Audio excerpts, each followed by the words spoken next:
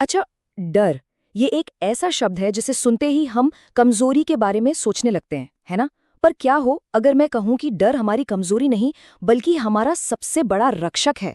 मतलब इसे भगाने की जगह अगर हम इसे समझना सीख लें तो चलिए आज डर के पीछे के साइंस को थोड़ा अलग एंगल से समझते हैं। हाँ, मुझे पता है सुनने में थोड़ा अजीब लग रहा होगा, लेकिन ये बिल्कुल सच है। सोचिए, डर हमारी कहानी का कोई विलन नहीं है, बल्कि ये तो वो पुराना भरोसेमंद हथियार है जिसने हजारों साल पहले हमारे पूर्वजों को खतरनाक शिकारियों से बचाया था। इसी ने हमें सिखाया कि खतरा कहाँ है, कैसे बचना है। ये तो हमारे डीएनए में बसा हुआ है, एक सर्वाइवल टूल की तरह। तो चलिए, सबसे पहला काम यही करते हैं, डर की परिभाषा ही बदल देते हैं। इसे एक रुकावट की तरह देखना बंद करते हैं और इसके असली काम को समझते हैं, एक प्रोटेक्टर के तौर पर। तो साइकोलॉजी क्या कहती है? देखिए, डर सिर्फ एक फीलिंग, एक एहसास नहीं है। ये हमारे शरीर का एक फिजिकल रिएक्शन भी है। होता क्या है कि हमारा दिमाग किसी चीज़ को एक पोटेंशियल थ्रेट, एक खतरा मान लेता है। और सबसे ज़रूरी बात यह है कि ये दिमाग की सिर्फ एक व्याख्या है, मतलब एक इंटरप्रिटेशन। ये ज़रूरी नहीं है कि वो सच में खतरा हो। ये बस एक अलार्म सिस्टम है जो हमें बचाने के लिए बज उठता है।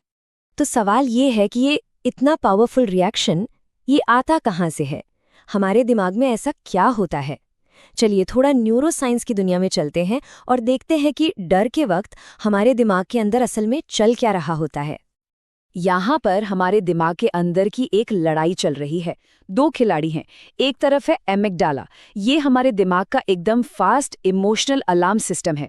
इसका मोटो है पहले एक्शन लो, बाद में सोचना। और दूसरी तरफ है हमारा प्रीफ्रंटल कॉर्टेक्स, जो कि एक स्लो और लॉजिकल मैनेजर है। ये आराम से सोचता है, सवाल करता है, एक मिनट रुको, क्या ये सच में कोई खतरा है? अब आप सोचिए, डर के पलों में कौन जीतेगा? जाहिर है ज्यादातर बार हमारा तेज वाला एमिगडाला ही बाजी मार ले जाता है। और जैसे ही एमिगडाला कंट्रोल लेता है ना, हमारा शरीर तुरंत सर्वाइवल मोड में चला जाता है। दिल की धड़कन बढ़ जाती है, सांसें तेज हो जाती हैं, मांसपेशियां एकदम तन जाती हैं। हमारा सारा ध्यान बस उस एक खतरे पर टिक जाता है। शरीर चिल्ला चिल्ला कर कह रहा होता है, तैयार हो जाओ, या तो लड़ो या भागो, सोचने का टाइम नहीं है। अब देखिए, आज की दुनिया में ये रिएक्शंस थोड़े बदल गए हैं। वो जो फाइट और फ्लाइट यानी लड़ो या भागो वाला क्लासिक रिस्पॉन्स है, उसके अलावा दो और हैं। एक है फ्रीज, मतलब एकदम जम जाना, दिमाग का ब्लैंक हो जाना, कुछ सोचता ही नहीं कि क्या करें। और चौथा, ये थोड़ा इंटरेस्टिंग है, इसे कहते हैं फॉन रिस्पॉन्स। इसमें इंसान खतरे को टालने के लिए सामने वाले को खुश करने लगता है, एक तरह से पीपल प्लीजिंग। और ये अक्सर बचपन के किसी बुरे एक्सपीरियंस से जुड़ा होता है। तो अब आती है असली प्रॉब्लम। हमारा ये जो डर वाला सिस्टम है, ये हजारों साल पुराना है। ये एक ऐसी दुनिया के लिए बना था जहां सच में शेर और भालू का खतरा था। लेकिन अब वो दुनिया तो है नहीं। तो चलिए देखते हैं कि ये एंशिएंट सिस्टम आज की मॉडर्न दुनिया में क्यों गड़बड़ करता है। कभी इस बारे में सोचा है कि पब्लिक स्पीकिंग, मतलब स्टेज पर बोलने से पहले दिल की धड़कनें इतनी तेज क्यों हो जाती है? बिल्कुल वैसी जैसे सामने कोई शेर आ गया हो। आखिर हमारा दिमाग एक स्पीच को जान का खतरा क्यों मान लेता है? अजीब है ना? इसका जवाब हमारे एवोल्यूशन में छिपा है। देखिए, बात यह है कि हमारे पूर्वजों के लिए अपने ग्रुप या कबीले से बाहर निकाल दिया जाना मौत की सजा के बराबर था। अकेले वो जिंदा नहीं रह सकते थे। तो हमारे दिमाग ने सीख लिया कि सोशल सर्वाइवल और फिजिकल सर्वाइवल एक ही चीज है।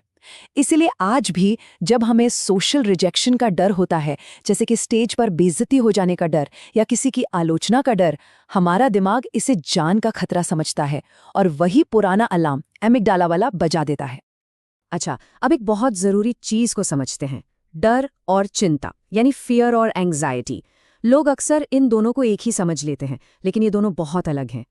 इसे ऐसे समझते हैं, डर यानी फियर वो अभी के बारे में है, प्रेजेंट मोमेंट। आपके सामने कोई असली इमीडिएट खतरा है, जैसे मान लीजिए एक सांप आ गया, ये डर है। दूसरी तरफ चिंता यानी एंजाइटी, वो फ्यूचर के बारे में है। वो क्या होगा अगर वाले ख्यालों से आती है। क्या होगा अगर मैं फेल हो गया? क्या होगा अगर कुछ बुरा हो गया? तो कह सकते हैं कि चिंता इमेजिनेशन से पैदा हुआ डर है। तो ठीक है, हमने प्रॉब्लम समझ ली, साइंस समझ लिया। अब आते हैं सबसे जरूरी सवाल पर। तो क्या हम इस एंशिएंट सिस्टम के गुलाम बने रहेंगे? नहीं। इसे मैनेज कैसे किया जाए? इसे कंट्रोल में कैसे लाया जाए? यहाँ एक 4 स्टेप टूल किट है डर को रेगुलेट करने के लिए। पहला स्टेप, डर को नाम दें। बस ये कह देना कि हाँ मुझे डर लग रहा है, उस इमोशन की पावर को कम कर देता है। दूसरा, पहले शरीर फिर दिमाग। जब डर लगे तो सबसे पहले गहरी लंबी सांसें लें। शरीर शांत होगा तो दिमाग को सिग्नल जाएगा कि सब ठीक है। तीसरा, रियलिटी टेस्टिंग। खुद से सवाल पूछें, क्या अभी इसी वक्त कोई असली खतरा है? 99% मामलों में जवाब नहीं होगा। और चौथा और सबसे मुश्किल, धीरे धीरे उसका सामना करें। डर से जितना भागेंगे वो उतना ही बड़ा होगा। थोड़ा थोड़ा करके उसे फेस करने से दिमाग को ये सिखाया जा सकता है कि ये सिचुएशन सेफ है। और यहीं पर करेज यानी साहस की असली डेफिनेशन सामने आती है। देखिए, साहसी होने का मतलब ये नहीं है कि डर लगता ही नहीं। अरे नहीं, साहस का मतलब है कि डर लग रहा है फिर भी वो काम करना जो जरूरी है। इसे ऐसे सोचिए कि डर आपकी गाड़ी में बैठा एक पैसेंजर है। उसे बैठने दीजिए, पर स्टीयरिंग व्हील, ड्राइविंग सीट वो कभी उसके हाथ में मत दीजिए। तो आखिर में सारी बात इसी एक चीज पर आ जाती है। डर को दुश्मन की तरह मत देखिए, उसे एक पुराने दोस्त की तरह देखिए जो थोड़ा ओवर प्रोटेक्टिव है। उसकी सलाह सुनिए, उसकी सिग्नल को समझिए, लेकिन अपने लाइफ के डिसीजन उसके हाथ में मत दीजिए। जब हम डर को समझ लेते हैं तो असल में हम आज़ाद हो जाते हैं। तो सवाल ये है कि क्या ये रक्षक हमारा गाइड बनेगा या हमारा जेलर? फैसला हमें ही करना है। अगर वीडियो पसंद आई हो तो फोकस ट्यूबर को सब्सक्राइब जरूर करें।